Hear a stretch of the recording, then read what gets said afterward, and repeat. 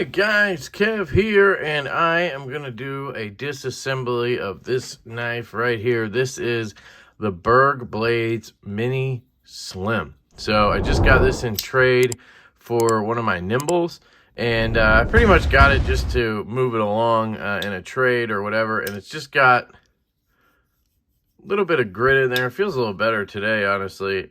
Last night on the live, it just felt really gritty.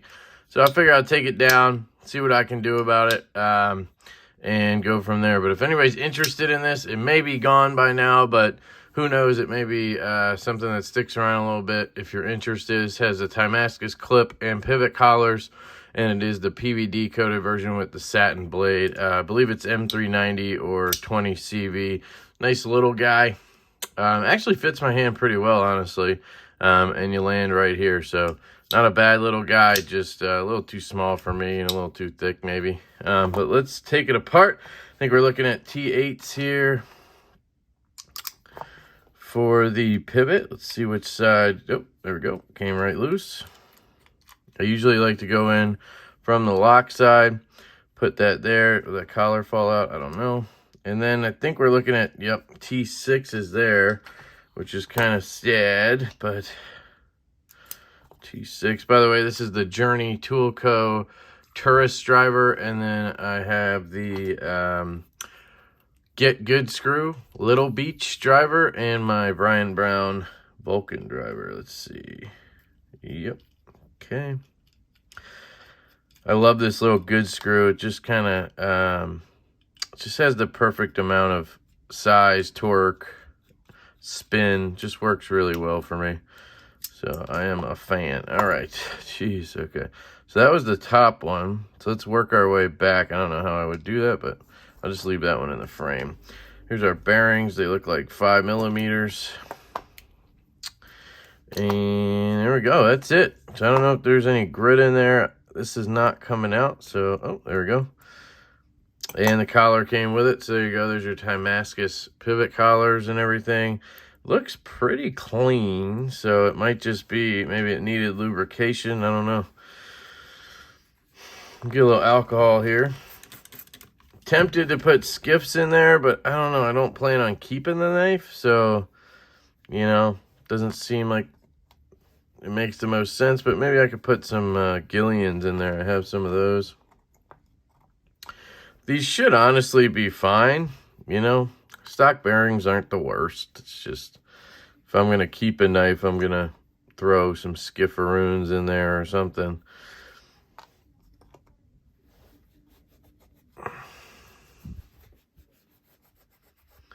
And here's our blade. Maybe we'll get a steel marking on it here. There you go. Nope. I don't see anything on there, so no idea. And I didn't get the box with it. It says Berg Blades right there.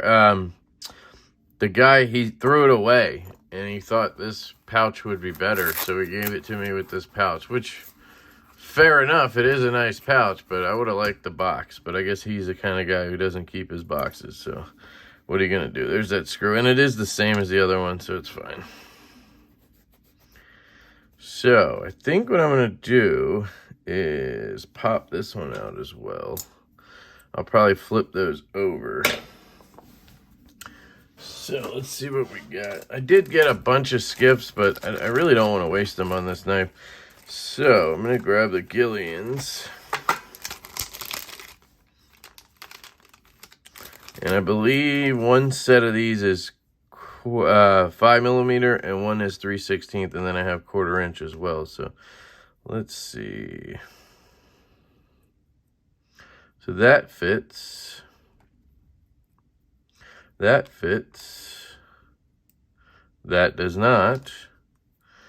And that does not. So there you go. These are the two 5 millimeters. Now let me make sure they're good to go. That one's moving. This one, yep, that one's moving too. Cool. All right, so let's put all these back.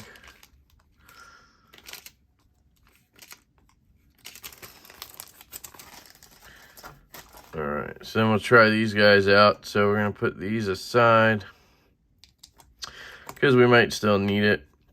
All right, so the pivot went through here with the collar on it, like so. It looks like it's a spinning pivot design, which is interesting. Normally not something we does, you know. They normally use a D-shaped pivot of some sort. So hold on, wait. We lost that pin there. I think this is the stop pin. Let's make sure here. Yep.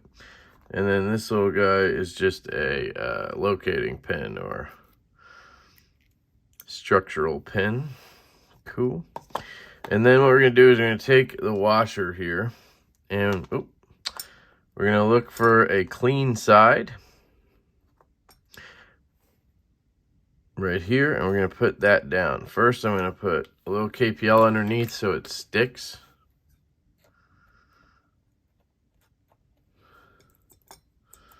Like that.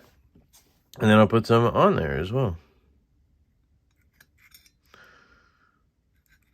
I'm going to put one of these guys on, like that. And I'll put a little bit on here.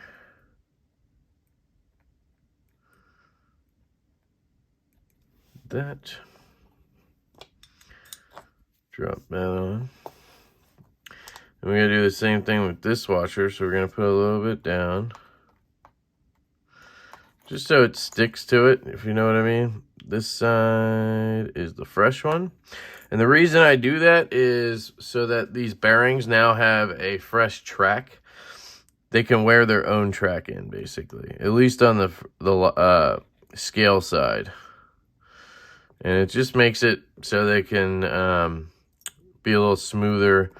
It might take a minute to wear in, but shouldn't be an issue. I'm going to take a little KPL heavy. Put that on the detemp ball track. Just a little dot. All right, so then we take this and drop her on. Should be pretty much Bob's your uncle here. I will Loctite it, but first I'm going to make sure it's solid. Let's see if we can get this guy out. Yeah, no Loctite on there, which is fine. That's T6. I don't mind having different sizes, like on my design, the Stout, we did T8 on the body screws and T10 on the pivot.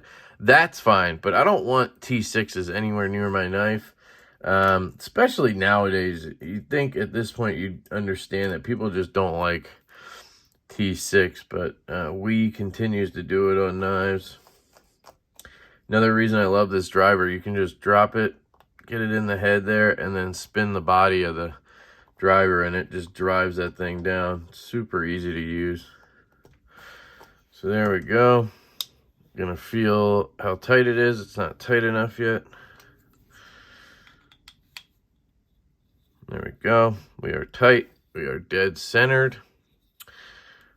And we're gonna see if those bearings did the trick. Now the original bearings weren't great anyway, so it could just be the knife. It does have a pretty stiff detent, so it could just be lock bar pressure is a thing. It does feel a bit smoother. You can hear it. That's the detent ball you hear riding on the frame, or on the blade, but the bearings are very smooth. I might back off just an inch there to see. Just the T6, damn it. Keep mixing that up. Just back off a little. No play.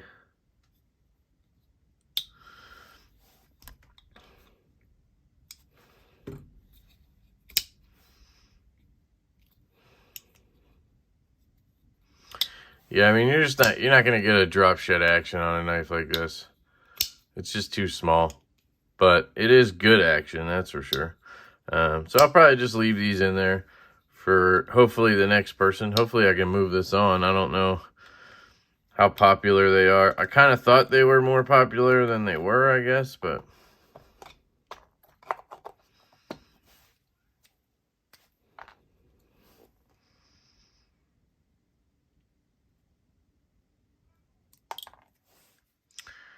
Yikes. Okay.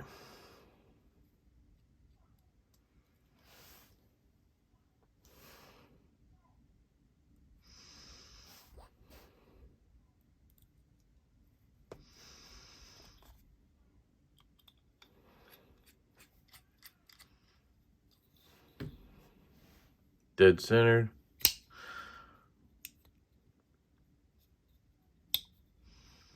Solid action.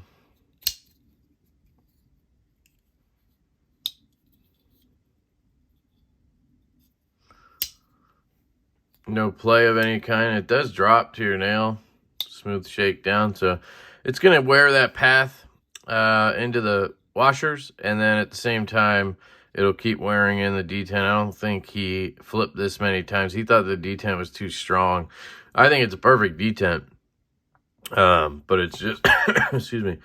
It's just that it's a little stronger for some people maybe. Quick size comparison if you're curious on this guy. I have the Nimble here from LeftyEDC, and that is a bit bigger. So you can see how small this guy is right here. Even the Nimble is making it look absolutely mammoth.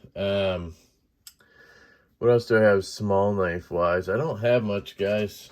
You know, here's the Rosie smaller knife. And that looks huge next to it, so you get the point, right? Guess I have this little slip joint from Panchenko. That one's smaller. And then I have, here's my Vero Fulcrum. It's about the size of a fulcrum. There you go. So anyway, hope that helps. And if you were looking to take yours apart, there you go. Very simple process. Easy bearing swap as well with the Gillians. And it's not a bad knife, actually. I kind of really like it.